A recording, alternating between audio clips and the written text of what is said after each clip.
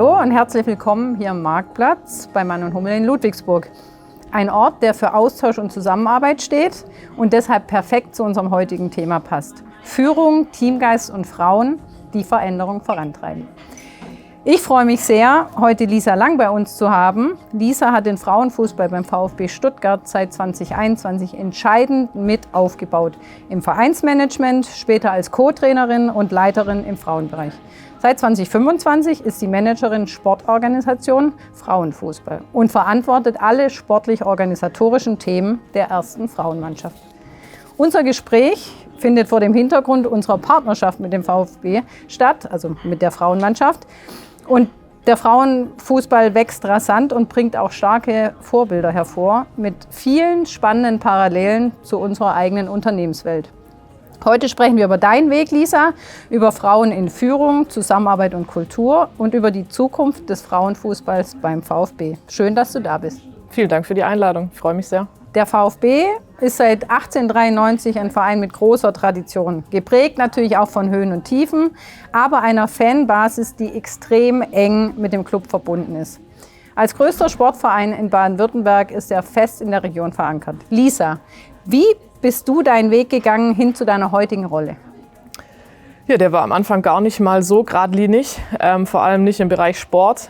Ich habe ganz normal nach dem Abitur, das ich auf einer Sportschule zum Glück schon abschließen durfte, weil ich damals auch aktiv in der 2. Frauen-Bundesliga gespielt habe, habe ich erstmal ein bodenständiges BWL-Studium gemacht, weil ich dachte, damit kann man immer was anfangen.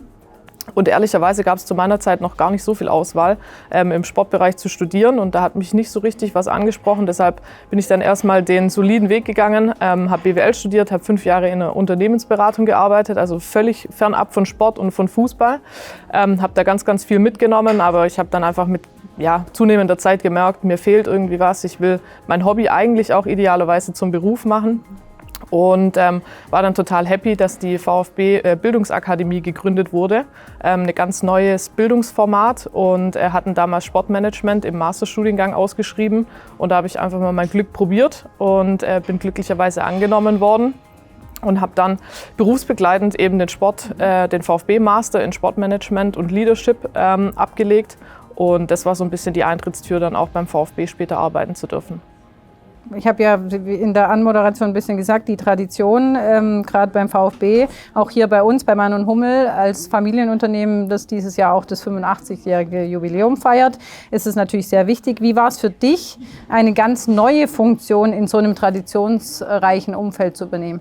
Ja, was ganz Besonderes. Also wir hatten damals ja zu dem Zeitpunkt, gab es den Frauenfußball noch nicht beim VfB und man hatte auch eben den Plan, das Vereinsmanagement grundsätzlich professioneller und insgesamt ein Stück weit besser und größer aufzustellen und durfte da dann als erste Vereinsmanagerin im Club eben eine Rolle übernehmen und eine Funktion einnehmen, die es vorher nicht gab. Das war ein bisschen überfordernd vielleicht am Anfang, aber es war natürlich ganz, ganz viel grüne Wiese, wo man sehr, sehr viel mitentscheiden und auch mitgestalten durfte und das hat mich total gefreut. Ja. Viel Raum zum Gestalten, wie du sagst, wenn es die Rolle vorher noch nicht gab. Und wenn wir jetzt gerade bei deiner Rolle sind, was macht diese Rolle im Frauenfußball beim VfB besonders? Also natürlich für mich ist schon mal grundsätzlich besonders alles, was beim VfB stattfindet, weil das ist mein Herzensverein. Ich bin Kind der Region und schon immer VfB-Fan gewesen und bin es auch weiterhin heute. Und natürlich freue ich mich, da auch eine Entwicklung irgendwo oder bei einem Prozess der Entwicklung mit dabei zu sein, mithelfen zu dürfen, jungen Talenten, aber eben auch gestandenen Profispielerinnen einen Weg aufzuzeigen, wie man beim VfB eben erfolgreich Fußball spielen kann als Frau. Und siehst du so ein bisschen Parallelen auch zu unserer Geschäftswelt? Ja, sicher. Es gibt ganz viele Dinge, glaube ich, die man aus der Wirtschaft auch auf den Fußball drüberlegen kann. Und gleichzeitig gibt es Dinge, die sind total unterschiedlich, die kann man überhaupt nicht miteinander vergleichen. Aber natürlich, am Ende ist es so, wenn bei uns am Wochenende Spiele gewonnen werden, ist montags, glaube ich, immer die Stimmung ein bisschen besser. Wenn es im Unternehmen mal Entscheidungen gibt, die eben nicht der Belegschaft so gefallen, dann wirkt es sich sicherlich da eben auch drauf aus. Also gerade ist ja die Wirtschaftslage nicht ganz so rosig an manchen Ecken und Enden. Von dem her kann ich mir schon sehr, sehr gut vorstellen, dass das dann auch an den Leuten nicht spurlos vorbeigeht. Ja. Welche Aufgaben prägen denn deinen Alltag, die andere vielleicht gar nicht so wahrnehmen? Also ich glaube, das ist der größte Teil sogar unserer Aufgabe. Also unser Job ist der, den man am besten nicht sieht. dann ist er, glaube ich, ganz gut gelungen, denn unsere Aufgabe ist eigentlich, die sportlich-organisatorischen Rahmenbedingungen so zu geben, dass die Mädels sich rein auf den Fußball konzentrieren können. Also unser Job ist es, von dem damaligen Wechsel dann im Prinzip einen guten Onboarding-Prozess zu ermöglichen, dass die Spielerin sich ab der ersten Sekunde bei uns wohlfühlt, alle vertraglichen Themen abzuwickeln. Und dann eben im Spielalltag ja, so ein Setting aufzubauen, dass der Spieltag reibungslos funktioniert, dass die Reisen zu den Auswärtsspielen funktionieren, bis hin zu ja, allen möglichen Gesprächen, die wir dann eben über Vertragsthemen oder sonstige Themen, wir haben auch einige Mädels dabei, die neben dem Fußball vielleicht auch noch ein bisschen mehr sehen wollen, einen Einblick auch in die Berufswelt, dass wir da Möglichkeiten schaffen. Also das sind so ja, ganz viele verschiedene Felder, das Thema Infrastruktur und eben auch strategische Weiterentwicklung. Das sind eigentlich die Aufgaben, die bei uns auf dem Tisch liegen. Mhm. Und jetzt, wie gesagt, bist du ja in einem Familienunternehmen bei Mann & Hummel und Traditionsverein VfB. Das sind ja Werte wie Zusammenhalt, Vertrauen und langfristiges Denken ganz wichtig, gerade für den Erfolg. Wo erlebst du diese Kultur im Sportalltag? Wahrscheinlich an allen Ecken und Enden braucht es das in gewisser Weise. Also natürlich ein Zusammenhalt, ein gutes Team reguliert, glaube ich, vieles. Und ein gutes Team schafft auch Erfolg und vor allem auch langfristigen Erfolg. Klar, wir sind jetzt ein unheimlich schnelles Tempo gegangen, sind jedes Jahr in Folge aufgestiegen. Bedeutet auch immer wieder Wechsel bei den Personalien. Das ist, glaube ich, unabdingbar, wenn man neue Ziele erreichen will. Und trotzdem haben wir es immer wieder geschafft, dieses neue Team relativ schnell zusammenzubringen und auch so zu formieren, dass wir wieder neue Ziele erreichen können. Und dazu müssen wir, glaube ich, viel mit den handelnden Personen sprechen, ihnen auch Rollenverständnis ein Stück weit mitgeben und eben auch die Ziele und vor allem ja auch eine eigene Perspektive aufzeigen. Dementsprechend ist Zusammenhalt, so abgedroschen, wie es vielleicht manchmal klingt, an vielen Stellen einfach ja, unheimlich wichtig, um weiterzukommen. Jetzt hattest du viel zu Kultur, Zusammenhalt ja gesagt. Wie prägt diese Kultur deine Zusammenarbeit mit Sascha Klass, mit dem du ja sehr eng zusammenarbeitest? Das ist der General Manager Frauenfußball. Und wie werdet ihr so im gesamten VfB-Umfeld da wahrgenommen? Ja, ich glaube, so ein bisschen als unschlagbares Doppel, um ehrlich zu sein. Ich glaube, wir ergänzen uns extrem gut. Sascha hat 13 Jahre Erfahrung im Frauenfußball als Trainer auf höchstem Niveau, kennt damit die Bundesliga, kennt nahezu alle Spielerinnen und vielleicht mein Benefit ist, dass ich aus der Region komme, dass ich selber auch im Nachwuchs als Trainerin beim WEV, beim Württembergischen Fußballverband aktiv war und damit auch schon einige junge Talente gesehen habe. Und ich glaube, die beiden Komponenten, diese Professionalität und die Erfahrung aus der Bundesliga plus eben diesen regionalen Standort und die Verbundenheit zum VfB passt, glaube ich, sehr, sehr gut zusammen, sodass wir ja, da momentan sehr, sehr erfolgreich unterwegs sind. Und wie schafft ihr das, da eine Atmosphäre hinzukriegen, dass die Spielerinnen, vorhin hattest du es schon mal kurz angesprochen, dass sie sich wirklich 100% also mit dem Verein identifizieren können zum einen, aber auch Höchstleistungen jeden Tag geben können? Ich glaube, das können wir sogar nur bedingt einfordern oder auch bedingt vorleben, beziehungsweise den Mädels mitgeben. Also klar, am Ende ist, glaube ich, der Erstkontakt fast das Wichtigste. In dem Moment, wo wir eine neue Spielerin auf dem Schirm haben, die wir gern für uns gewinnen möchten. Und da ist vielleicht noch dazu zu sagen, also wir haben 30 Spielerinnen im Kader, wovon die Hälfte schwäbischen Hintergrund hat. Also es ist schon ein kleines Schema zu erkennen und uns ist es auch wichtig, dass wir Spielerinnen bei uns in unseren Reihen haben, die in irgendeiner Weise hier aus der Region sind. Das wird auf Dauer nicht immer funktionieren, aber es ist momentan auf jeden Fall ein sehr, sehr großes Plus, weil Spielerinnen, die hier aus Stuttgart und Umgebung sind, denen muss man der VfB nicht erklären. Die kennen den VfB, die haben vielleicht sogar als Kinder schon den VfB im Herzen getragen und dann fällt so eine Identifikation natürlich viel, viel leichter. Und bei allen anderen Spielerinnen geht es, glaube ich, darum, unsere Vision und unseren Weg aufzuzeigen und ein Stück weit ja, andere Leute auch anzuzünden, im übertragenen Sinne, einfach wirklich ja, unseren Weg und unsere Ziele ja, zu übertragen und da Feuer zu entfachen.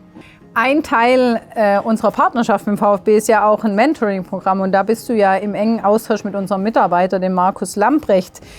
Was reizt dich daran und was nimmst du aus dem Austausch mit ihm auch konkret für deinen Führungsalltag, also für deine Arbeit beim VfB mit? Also witzigerweise wollte ich damals ja unbedingt aus der Unternehmensberatung weg und auch aus der Wirtschaft irgendwie weg, hin zum Sport. Und seit ich jetzt 5 Jahre beim VfB bin, habe ich das Gefühl, ich könnte mal wieder so einen kleinen Einblick in die reale Welt in Anführungszeichen schon auch noch mal gebrauchen. Hatte mich deshalb für das Mentoring-Programm gemeldet und finde es total spannend. Zum einen natürlich einen persönlichen Austausch mit Markus, einfach mal gewisse Dinge mitzunehmen, auch aus seinem Berufsalltag, auch mal Probleme vielleicht, die anders geartet sind, mal zu besprechen und vor allem auch mal einen unvoreingenommenen Blick drauf zu bekommen, weil natürlich in dem Umfeld, in dem ich mich bewege, sind alle irgendwie mit dem VfB oder mit dem Fußball behaftet und damit nicht immer ganz so neutral, ehrlicherweise. Und deswegen hilft mal so ein Blick von außen, glaube ich, total gut. Und deswegen finde ich den Austausch wirklich sehr, sehr wertvoll. In Deutschland haben wir ja, jetzt gucken wir mal tatsächlich auf die Zahlen, die aktuellsten sind noch von 24, aber da wird sich jetzt nicht viel geändert haben, nur 29% der Führungskräfte weiblich. Es liegt auch deutlich unter dem EU-Durchschnitt, da sind wir bei 35 und es stagniert tatsächlich seit Jahren, auch wenn man ja Programme macht, um Frauen in Führung zu kriegen und da natürlich auch drauf schaut. Auch der Fußball, da brauchen wir nicht drum herum reden, ist immer noch männerdominiert. Was motiviert dich jetzt gerade hier, Führung zu übernehmen? Sehr, sehr viel tatsächlich, also weil ich das Gefühl habe, ich bin genau an der richtigen Stelle für mich selbst. Ich bin in meinem Club, in meinem Herzensverein aktiv. Ich darf organisatorisch, wo ich glaube ich schon auch meine Stärken sehe, mich sportorganisatorisch einbringen, darf was vorantreiben und vor allem darf was mitentwickeln, so den eigenen Stempel aufdrücken. Das motiviert mich ungemein und vor allem dadurch, dass wir eben einen Weg zu gehen haben, der noch lange nicht zu Ende ist, höre ich auch nicht auf, bis wir irgendwann mal dort angekommen sind, wo wir unbedingt sportlich hin möchten. Deswegen finde ich es total wichtig und auch richtig an der Stelle, kann mir nichts anderes und auch nichts Schöneres im Moment vorstellen. Bin gespannt, wie sich das vielleicht in 5 oder in 7 Jahren mal verhält, aber im Moment habe ich das Gefühl, ich bin genau am richtigen Ort. Und welche Stärken, wenn wir jetzt genau auf deine Stärken gucken, bringst du in deiner Führungsrolle mit? Insbesondere jetzt, wir betonen immer so dieses Traditionsverein, aber ich meine, da gibt es ja auch entsprechende Strukturen, die gewachsen sind, wie bei uns in einem Unternehmen. Aber ihr legt ja trotzdem auch Wert auf Nähe und Teamorientierung. Also was sind so, wenn du so, manchmal in Vorstellungsgesprächen sagt man, nennen Sie mir 3 Stärken. Was wäre das, was du da aufzählen würdest? Also ich glaube, ja, an sich die Organisation und ein Stück weit auch Priorisierung, strategisches Denken, glaube ich, ist schon was mir sehr, sehr gut liegt und wo ich mich auch wohl drin fühle.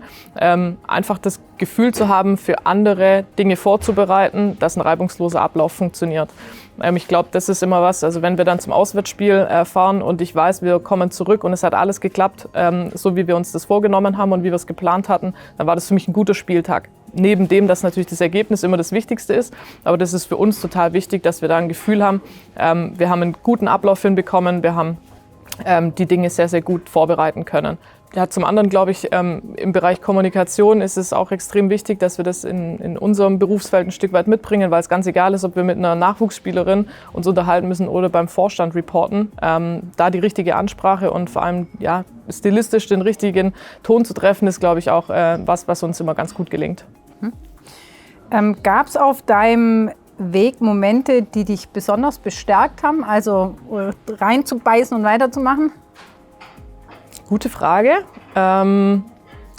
Also ich glaube, was mich auf jeden Fall bestärkt hat, dieses Studium damals, dual bzw. berufsbegleitend beim VfB anzugehen, war eben die Perspektive, dass man damals schon gesagt hatte, also Frauenfußball ist jetzt wirklich mal ein Thema, was wir angehen müssen. Und das hat mich natürlich noch mal umso mehr angetrieben, wirklich Job und auch das berufsbegleitende Studium komplett durchzuziehen und mit sehr, sehr guten Noten auch durchzuziehen, einfach um zu beweisen, dass man, glaube ich, in der Perspektive oder auch an der Stelle vielleicht unterstützen kann und eine Chance auf einen Job hat. So, jetzt haben wir so ein bisschen über das Jetzt und hier gesprochen. Jetzt gucken wir mal auf die Zukunft. Wo will denn der VfB mit der Frauenfußballmannschaft hin?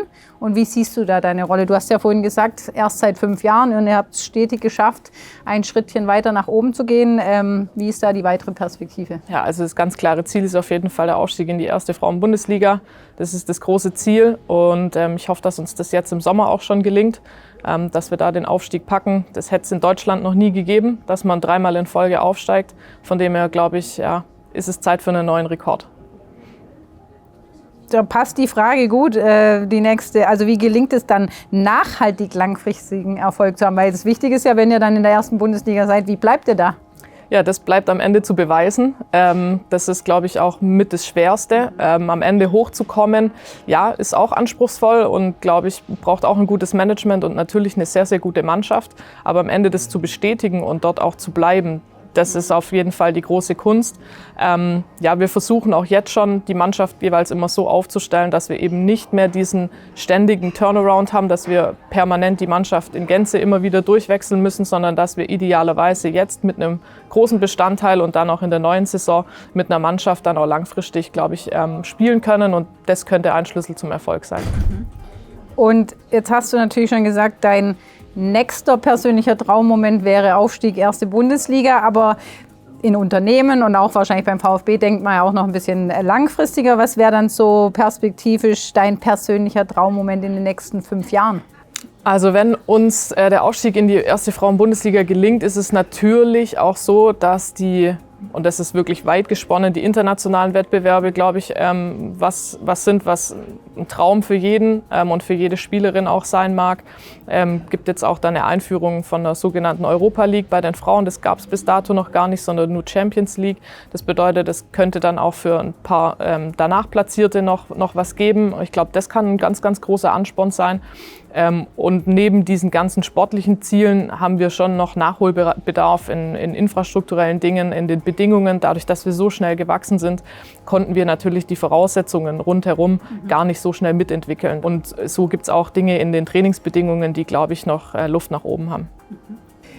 Wir haben ja vorhin darüber gesprochen, dass der Fußball immer noch männerdominiert ist. Das sieht man natürlich auch an den Zuschauerzahlen. Was ist denn so da der Plan, auch mehr Zuschauer zu den Frauenspielen vielleicht zu kriegen? Ja, also wir haben tatsächlich noch ein sehr, sehr großes Highlight in petto. Am Samstag, den 21. März, dürfen wir erstmals mit den VfB-Frauen in der MAP-Arena spielen. Das ist natürlich was ganz, ganz Besonderes. Und es ist auch nicht selbstverständlich, dass der Club uns das in der zweiten Frauen-Bundesliga schon ermöglicht hat. Also da hoffen wir auf ganz, ganz viele Zuschauer und auf die maximale Anzahl an Fans und Möglichkeiten der Unterstützung. Wir werden dann einen weiß-roten VfB-Tag auf die Beine stellen, weil uns auch bewusst ist, dass manchmal vielleicht 90 Minuten Fußball noch zu wenig ist, um die Leute ins Stadion zu locken. Deswegen haben wir da eben viel auf Familien mit Kindern ausgerichtet und hoffen da vielleicht auch auf den nächsten Rekord. Denn etwas mehr als 20.000 ist momentan die Messlatte und da hoffen wir, dass wir am Ende drüber liegen. Und jetzt so noch ein bisschen persönlicher. Was treibt dich jeden Tag an, dein Team weiter nach vorne zu bringen? Also so der Klassiker morgens, wenn du aufstehst. Was ist da so, wo du sagst, Chaka, heute wird es ein guter Tag? Ja, also bisher ist es tatsächlich, glaube ich, der Aufstieg ist das alles übertünchende Ziel, das schwebt über allem, weil das so das Eintrittstor in die große Fußballwelt ist. Dann können wir endlich bei den Großen mitspielen, dürfen uns mit den Besten deutschlandweit messen. Also das ist definitiv ein ganz, ganz großes Ziel. Und ich glaube, solange man all seine Ziele nicht erreicht hat, braucht man gar keine extra Motivation, sondern da weiß man schon, was einen jeden Morgen eigentlich antreibt. Und welche Botschaft möchtest du gerade jungen Frauen mitgeben, die selbst Verantwortung übernehmen möchten, egal jetzt ob im Sport oder im Beruf?